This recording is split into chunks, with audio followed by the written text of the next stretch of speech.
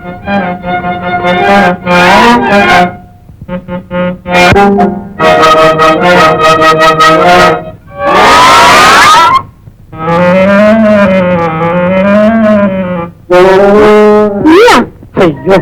பாத்துட்டியா? இனிமே முடியாது. என்ன முடியாது? என்ன சொல்றது? தலைய வெளியே காட்ட முடியாது. நான் சாக வேண்டியதுதான். ஐயோ, நீ ஏன் சாகணும்? அப்படி உனக்கு என்ன கஷ்டம் வந்தது? கஷ்டமா? கடல் தொல்லை என்ன சாகு சாகுன்னு தள்ளுது. உன்னோட காதல் தொல்லை என்ன சாகாத சாகாதன்னு பிடிச்சு நிறுத்து. இந்த ரெண்டுக்கு மத்தியில் என்ன கயிறு மாதிரி நான் ஊசல் ஆடிட்டு இருக்க வேண்டி. ஆமா, உனக்கு எப்படி கடன் சொல்ல வேண்டியது? வா இரு சொல்றேன்.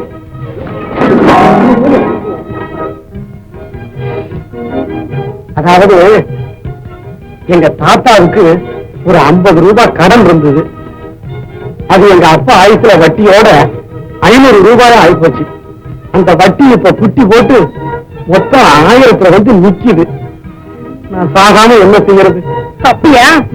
இதுக்காக நீ சாகவும் வேண்டாம், கவலைப்படவும் வேண்டாம். அப்படின்னா என்ன செத்து செத்து பொழைக்க சொல்றியா? அதுவும் தேவையில்லை. கரண்ட் இருக்கும் போது கைய வரணும். கரண்ட் எங்க இருக்கு?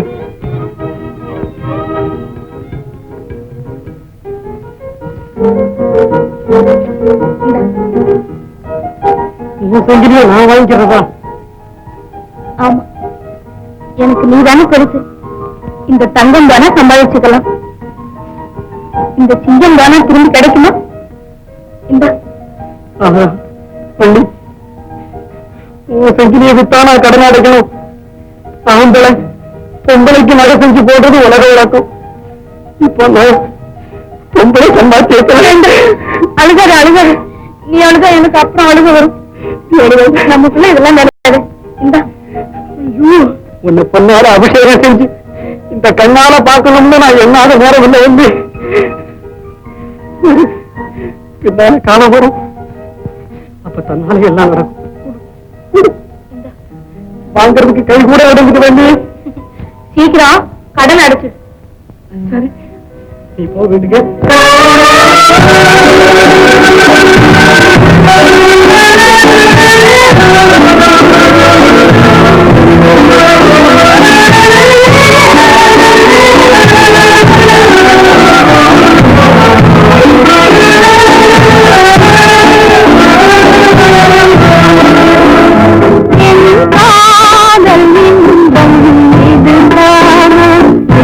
காவல்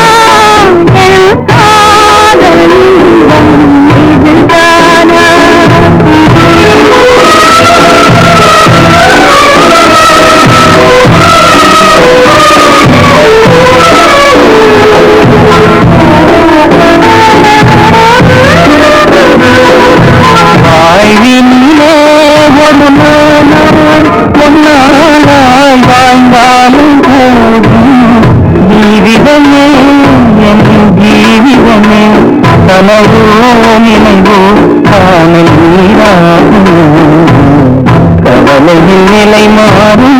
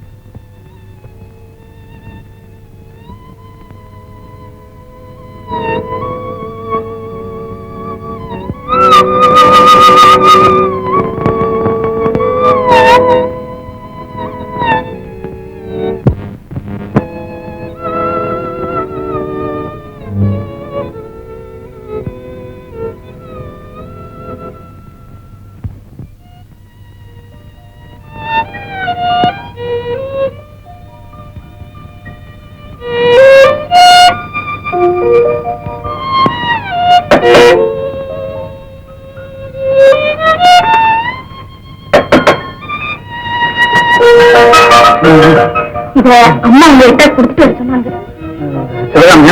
ஆமாங்க, உங்களுக்காக காத்துட்டு இருப்பாங்களா? நீங்க இப்போ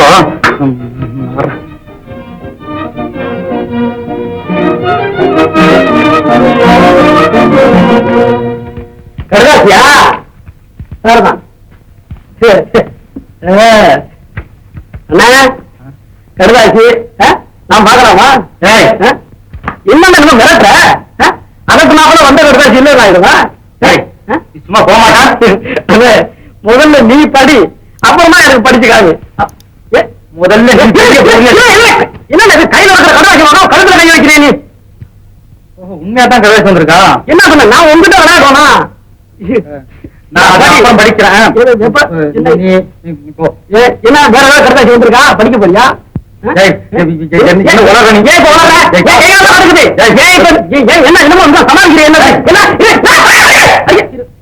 நமக்குள்ள போராட்டம் வேணா, ஒத்துக்கிறேன்.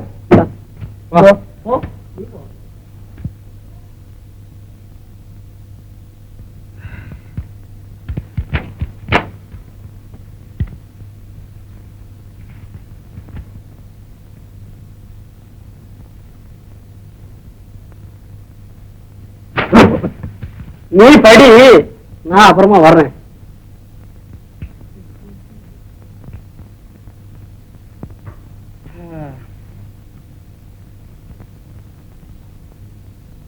அத்தான், உங்கள் சிவகாமி எழுதுகிறேன்.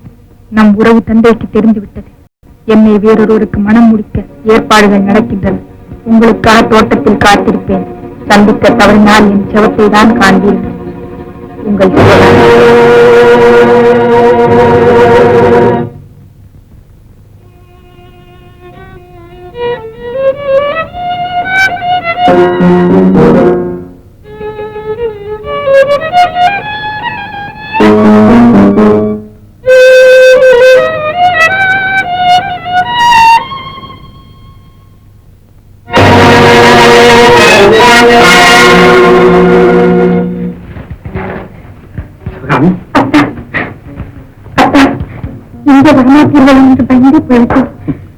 தூக்கமில்லை என்று சொன்னாலே துடிதுடித்து போவேனே. உயிருக்கு ஆபத்து என்று எழுதி பிறகு நான் வராமல் இருப்பேனா? சிவகாமி, வீண் காலதாமதம் கூடாது. இனி என்றும் நாம் பிரியாமல் இருக்க வேண்டும். அதற்கு உடனே ஏற்பாடு செய்யுங்கள். வானத்துக்குத்தான் நிலவு சொந்தம் என்று பட்டயமாய் எழுதி கட்ட வேண்டும். ஒளி நிறைந்த உலகத்துக்கு உரிமை சீட்டு தேவையில்லை. ஆனால் நான் இருக்கும் உலகம் நன்றி கட்ட உலகம். அத்தான், உடனே நம் திருமணத்திற்கு ஏற்பாடு செய்யுங்கள். அவசரப்படாது சிவகாமி. இல்லையானால் என் பிணத்தை தான் நீங்கள் காண வேண்டியிருக்கும். சிவகாமி, உன் ஆசை நினைவுகளை நான் நிச்சயமாக அலட்சியப்படுத்த மாட்டேன்.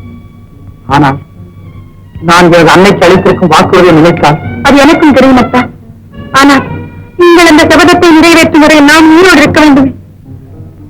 சிவகாமி, எனக்கு மட்டும் நம் காதல் அக்கறை இல்லை என்றா கருதுகிறாய்? அத்தா, பெண் தன் இதயத்தை ஒரு ஆணிடம் ஒப்படைத்து விட்டால் அவளுக்கு இருக்கும் அக்கறை வேறு யாருக்கும் இருக்காது. துடிக்கும் என் உள்ளத்திற்கு ஒரு சொல் சரி என்று சொல்லுங்கள் அத்தான். கலங்காத சிவகாமி. என் நல்வாழ்வில் அக்கறை செலுத்தும் என் தாயார் கட்டாயம் இதற்கு இணங்குவார். அவர்கள் அனுமதி பெற்று விரைவில் நம் திருமணத்துக்கு ஏற்பாடு செய்கிறேன். சரி, நீங்கள் சீக்கிரம் புறப்படுங்கள். அப்பா பார்த்து விட்டால். அப்பா எங்கிருக்கிறார்? வாயோட்டிய போயலை. அப்பா அப்பா கூப்பிடாதபடி. நீங்க எங்கடா வந்த? ஏண்டா பேசாம இருக்க? கொஞ்ச நேரத்துக்கு முன்னால ஒட்ட கூட்டம் சேர மாதிரி கதைகளா கொட்டினேடா. இப்ப அந்த வாய் எங்க? வாய் மட்டும் இல்ல, கையில் இருக்கு. இப்ப நீ எந்த இருந்து பேசுறேங்கிற ஞாபகத்தில் வச்சுக்கோ. இனிமே நீ தப்பவே முடியாது.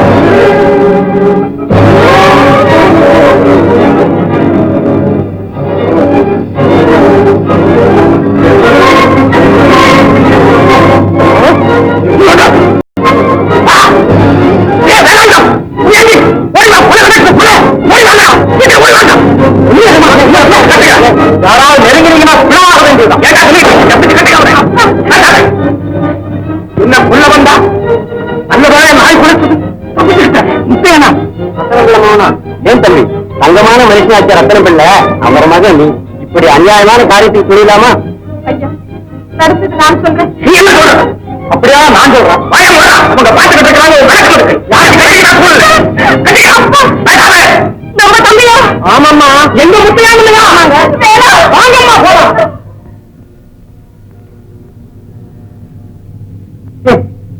நானும் எத்தனையோ கொலகார பசங்களை பார்த்திருக்கிறேன். இவனை போல கொலகாரன் இந்த உலகத்திலே கிடையாது. ஏண்டா கிடையாது? ஏன் கிடையாது? பஞ்சமா பாதகங்களுக்கெல்லாம் படைத்தலைவன் நீ இருக்கிறாயே, இன்னும் உன்னை விடா ஒரு கொலைகாரன் இந்த உலகத்தில் தோன்ற வேண்டும். மீனாட்சி, அடைக்காத வீட்டுக்கு வந்ததும் இல்லாம அனாவசியமா கூச்சல போடாதே. ஏன் முத்தையனை கட்டி வைத்திருக்கிறான்? அவன் என்ன தீர்வு செய்தான் உனக்கு? என்ன செய்தானா? என்ன கொல்ல வந்தா விட்டு காட்டு போட்டேன். முத்தையா, போகாதே. உண்மைதானா இது? இல்லையம்மா. ஏண்டா போய் சொல்ற? நான் கலைஞ்சு போய் பொய் சொல்வதற்கே நாக்கு அழுகிவிடும் என்றிருந்தான் நீ இதுவரை செய்திருக்கும் அக்கிரமங்களுக்கு உன் உடம்பெல்லாம் கூனி குறுகி குஷ்டம் பிடித்து நாற்றம் எடுக்கும் நடைபெறமாக அல்லவா நீ ஆகி இருக்க வேண்டும். சதிவரி படைத்தவனே, ஏன் உனக்கு இன்னும் இந்த சண்டாள புத்தி? என் குடும்பத்தின் கோபுரமாக இருந்த என் கணவரை கொன்று விட்டால் இனி மீதம் இருக்கும் ஒரே மகனையும் ஏண்டா இப்படி கொடுமைப்படுத்துகிறாய்? பேராசை பிடித்தவனே, கொலைகாரன் என்ற பட்டம் போதாது என்று கொடிகட்டி ஆளவா இத்தனையும் செய்கிறாய்? நீ 1000 அபாண்டங்களை சொல்லு, யாரும் நம்ப மாட்டாங்க. இவன் கொலையாளிதான். அவன் கொலைகாரன், நீ யோக்கியன். எல்லோரும் கேளுங்கள். வினாடிக்கு வினாடி வேதனையை விரட்டி எங்கள் குடும்ப ஆணையிலேயே குலைத்துக் கொண்டிருக்கும் இவன் யோக்கியன். அத்தனை கொடுமைகளையும் பொறுத்துக் கொண்டு ஆணை போல் அடங்கி இருந்து வந்த என் மகன் கொலைகாரன். பச்சை குழந்தையின் கழுத்தை நெரிப்பது போல் பச்சை பயிர்களை நாற்றமாக்கி இன்னும் சோற்றிலே மண்ணை வாரி போட்ட இவன் யோக்கியன். தம்பினை தன்னை சுடும் என்று கண்ணியம் தவறாமல் தன்மானமாக வாழ்ந்து வரும் என் மகன் கொலைகாரன். கூட பிறந்தவள் கொண்ட மரவாடனை நாடறிய மாட்டை விட்டு கொன்றெடுத்த இவன் யோக்கியன்.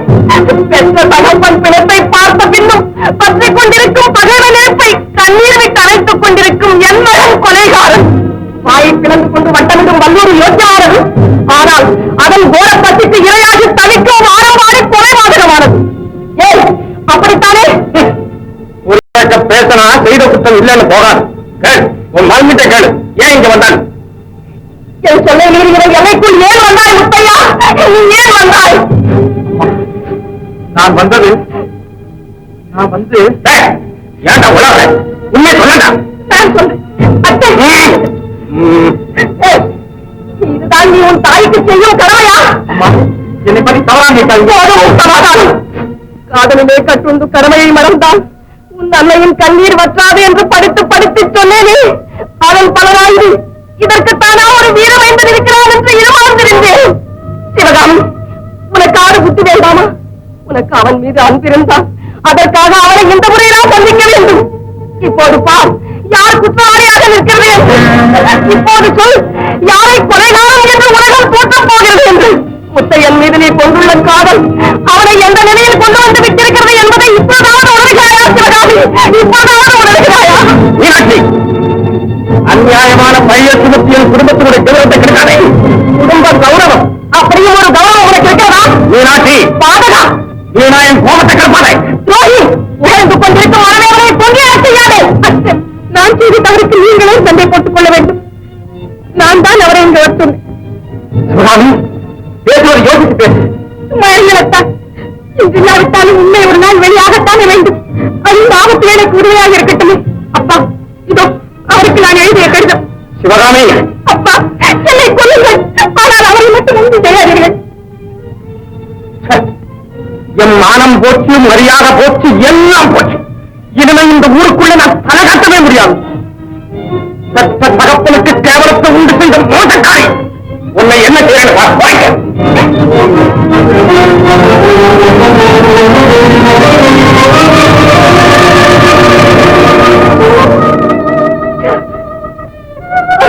அம்மா, என்னை அம்மாவன் அழைக்காதே.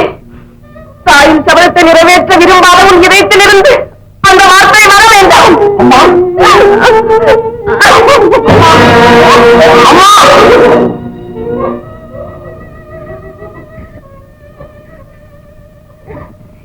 இதுதானா என் வாழ்வு?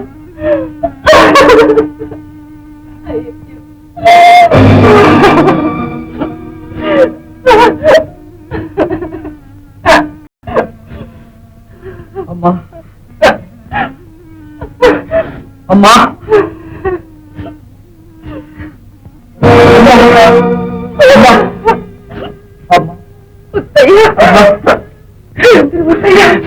அம்மா, என்ன மன்னிச்சிருக்கம்மா. என்ன என்கிட்ட சங்கிலி ஒண்ணு இருக்கு. மாட்டு சங்கிலியா இல்ல? அந்த பழைய புத்தி இன்னும் போகலையே. இது மாங்கலியா மனுஷாடு சங்கிலியா? என்னன்னு தானே மாத்த தெரியும். மாத்தாவது ஏமாத்தாவது. மாத்தா இப்ப புரிஞ்சு போறோம். முருகையா, புரியுது புரியுது. என்ன பூ சனிக்கா? அடடே வாங்க பூ வாங்க. ஒண்ணும் இல்ல, இப்படியே பார்த்துட்டு. ஆமா, இது உங்களுக்கு ஏது? நம்ம அண்ணன் வேலை இதை விக்கிறதுக்கு கொண்டாந்துருக்காரு. அது எந்த அண்ணன்? இந்த அண்ணன் தான். நீதானா? ஏய், இந்த நகை ஏது உனக்கு? இது என்ன கேள்வி? என் நகைன்னா என் நகை தான். டேய், ஒழுங்கா மரியாதையா சொல்லிடு. நீ மரியாதையா பேசியா?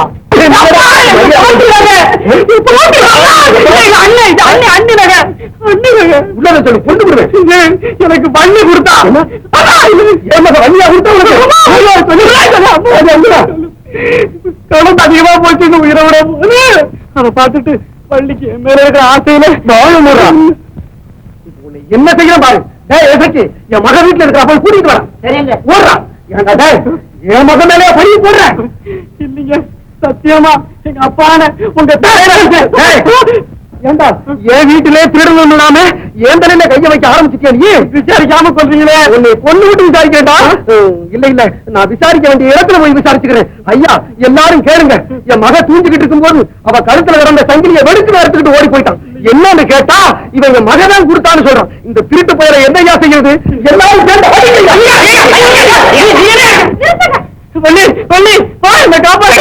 சும்மா இல்லம்மா. அப்பா அப்பா விட்டுடுங்கப்பா. அட பாவி போய் புள்ள, விட்டுறாவது. இந்த வாரி உன் நகை இவன் தானே அன்னைக்கு ராத்திரி? இல்லப்பா, நான் தான் அவருக்கு கொடுத்தேன். தப்பிச்சடா வேலா. பள்ளி, நீ வரலாம் எனக்கு கோழி வச்சு எள்ளும் தண்ணியும் இறைச்சு என் எலும்பை எந்த தண்ணியாவது கிடைச்சிருப்பானுங்க. ஆமா, ஏன் பண்ணி அன்னைக்கு திருட்டு போய வந்து? ஆமாப்பா, சொன்னா நீங்க அடிப்பீங்கன்னு பயந்து. அட பாவி போய மகளே, எனக்கே டேக்கா கொடுத்துட்டியா? ஆமா, இவனுக்கு ஏன் கொடுத்த? நான் இவரை தாமா கட்டிக்க போறேன். போ, வீட்டுக்கு போ. நான் உன்னை அங்க வந்து கவனிச்சுக்கிறேன். போ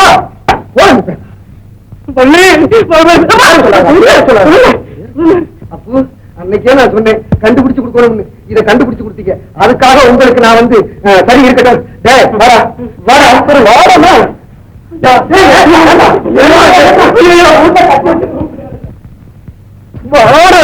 வேண்டாங்க, வேகாத கொள்ளுகிறேன். நான் செஞ்சது தப்பு தாங்க. இனிமே வண்டியை கண்ணால கூட பார்க்க மாட்டாங்க. என்ன விட்டுடுங்க. அதுதான் இவர்கிட்ட நடக்காது. கட்டி வைக்க போறேன். கட்டி வைக்கவா? வேண்டாங்க, என்ன விட்டுருங்களேன். விடுறதாவது உன்ன மாதிரி பொண்ணு கெடுக்கிற பசங்களை சும்மா விட்டு வச்சா ஊரே கட்டு போகும். அதனால என் மகளை உனக்கே கட்டி வைக்க போறேன். எனக்கா? பண்ணியா? ஆமா. இப்ப நீ சம்மதிக்கிறியா இல்லையா? ஆஹா, நீங்க தான் கண்கண்ட தெய்வம். மாமா, நான் இப்ப இருந்து உங்க மருமகளை என்ன வேணும்னாலும் செய்யலாம். சரி, நீ போ. நல்ல நாள் பார்த்து தாலியை கட்டி விடுவோம். சரி, வாங்க.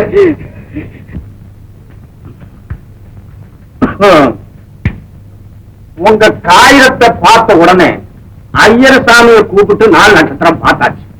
கேட்டீங்களோ? அடுத்த 9ஆம் தேதி ஒரு நல்ல முகூர்த்தம் இருக்கு. அன்னைக்கே இந்த கல்யாணத்தை நடத்திக்கிட்டா ஏனு ஐயர்சாமி சொல்லிட்டு அதுக்கு அப்பில் இருங்க. ஏன் பார்வதி, உங்க இஷ்டம் போல செய்யுங்க. அம்மாவுக்கு என்ன உடம்புக்கு சரியில்லாம படுத்துருக்காங்க. கொஞ்சம் பரவாயில்ல, போட்டும் போட்டும் போட்டும். ஒரே ஒரு பையன், அவன் கல்யாணத்தை நல்லா விமரிசையா செய்து போடணுங்கிறதா என் ஆசை. எனக்கு இருக்கிறது ஒரே ஒரு பொண்ணுதான். அவளுக்கு செலவு பண்ணாம வேற நான் யாருக்கு செலவு பண்ண போறேன்? ஆனா இவ்வளவு பணம் இருந்து என்ன பிரயோஜனம்? ஒரே ஒரு கவலை, இந்த சந்தர்ப்பத்தில் என்னுடைய சம்சாரம் சின்னமணி இல்லைன்னு தான் ரொம்ப கவலை. இந்த கல்யாணத்தை உங்க இஷ்ட பிரகாரம் பிரமாதமா நடத்திடுவோம். எப்படி? சந்தோஷம் தானே? மகாண்டி நிஜமா பந்தலிலிருந்து பந்தி வரைக்கும் வேண்டிய ஏற்பாடுகளை செய்து போடும். சொல்றாங்க, வரக்கூடியவங்க என்னென்ன கேட்டாலும் அப்படியே வாங்கி கொடுத்துருங்க. அங்க வந்த உடனே அது இல்ல இது இல்லன்னு சொல்லப்படாது. சொல்லவே மாட்டேன். உரிச்சு ஏன்னா எனக்கு இருக்கக்கூடிய பொண்ணு ஒண்ணே. ஆமாங்க, அதுக்கு சொல்றேன். சரி, ஓ உத்தரவுங்க. ஏனுங்க? சரிதாங்க. நான் என்னங்க இவ்வளவு தேடிட்டு வரேன். என்ன? நம்ம சிவகாமி அம்மா கல்யாணத்துக்கு எல்லா ஏற்பாடும் நடக்குது. அப்படியா? நிஜமாவா? ஆஹா, சிவகாமிக்கு கல்யாணம்னா அடுத்தபடியா நம்ம 2 பேருக்கும் கல்யாணம் தான். பூராவும் சொல்றதுக்குள்ள கடந்து குதிக்கிறீங்களா? போதும். இதுக்கு மேல சொன்னா இவர்களுடைய சந்தோஷம் தாங்க முடியாம பராமரி வெடிச்சு. நான் சொல்றதுதான் கேளுங்களேன். சிவகாமி அம்மாவுக்கு உங்க அண்ணன் மாப்பிள்ளை இல்ல. என்ன சொன்ன? சிவகாமி அம்மாவுக்கு எங்க அண்ணன் மாப்பிள்ளை இல்லையா? ஆமா, எதுமா வேற இடத்துல மாப்பிள்ளை பார்த்திருக்கிறார். அப்போ நம்ம காதலும் போயிடுமா? இந்த கல்யாணத்தை எப்படி நடக்க விடக்கூடாது. இப்பவே நீங்க உங்க அண்ணா கிட்ட சொல்லி இதுக்கு ஏதாவது வழி செய்ய சொல்லுங்க.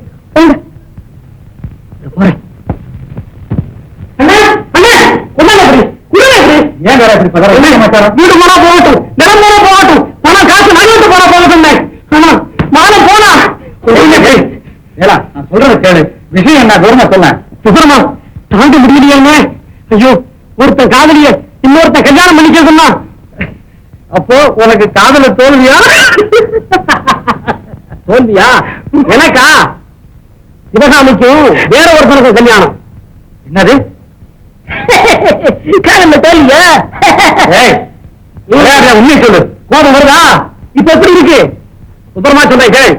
சிவகாமிக்கும் வேற ஒருத்தருக்கும் கல்யாணம் செய்து கொடுக்கிறதாக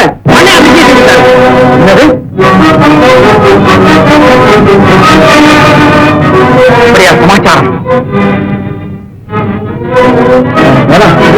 அந்த பணியார கை வாங்கறதுக்கு தான் நல்ல சந்தர்ப்பம். ஆனா இது அம்மாவுக்கு தெரியக்கூடாது. சிவகாமிக்கு கல்யாணம் என்பதை கேள்விப்பட்டதும் தான் என் மனம் ஜில்லெனு குளிருது. எனக்கு என்னமோ இப்ப கொஞ்சம் நிம்மதி கிடைச்சிருக்கு. இருந்தாலும் இது பாதி நிம்மதிதான். ஏன் அப்படி சொல்ற? சிவகாமிக்கு கல்யாணம் என்றால் முத்தையன் பேசாமல் இருந்து விடுவானா? ஏன் என்ன சின்ன பையன்? குறைந்தபட்சம் கல்யாணத்தில் குழப்பமாவது செய்வான். பெரிய மனிதர்கள் இருக்கும் சுபவேளையில் அப்படிப்பட்ட அசம்பாவிதம் நடந்தால் ஊர் திரைக்காதா? அப்புறம் உங்களுக்கு தான் என்ன மதிப்பு இருக்கும்? திருமண பந்தல் ஏதாவது குழப்பம் ஏற்பட்டால் என் மானமே போயிடும். ஏன் அதுக்கு இப்படி செய்துட்டா? என்ன எப்படி? கல்யாணத்துக்கு முன்னாடி அவனை தீர்த்து கட்டிட்டா? நல்ல யோஜனைதான். ஆனால் விஷயம் வெளியும் தெரிந்துவிட்டா? ஆமா, ஏதாவது குழப்பம் ஏற்படும், கட்டாயம் ஏற்படும். எனக்கு ஒரு யோஜனை தோன்றுகிறது. என்னது? கல்யாணத்திற்கு முதல் நாளே முத்தையனை பிடித்து யார் கண்ணிலேயும் படாமல் இங்கு கொண்டு வந்து அடைத்து விட்டா?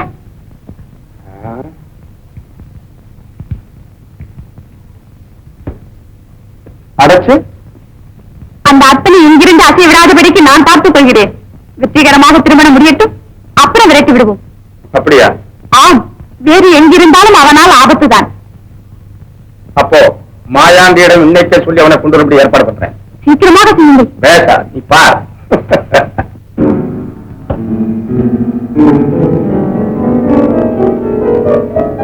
அம்மா, 2வது வெற்றி. ஆமாம், பார்த்துக்கும். எத்தனையோ தடவை நீ ஏமாந்திருக்கிற, இனிமே ஏமாறப்படாது, தெரியுமா? வியாபாரம் பார்க்கணுங்க. ஜாக்கிரதை. போ.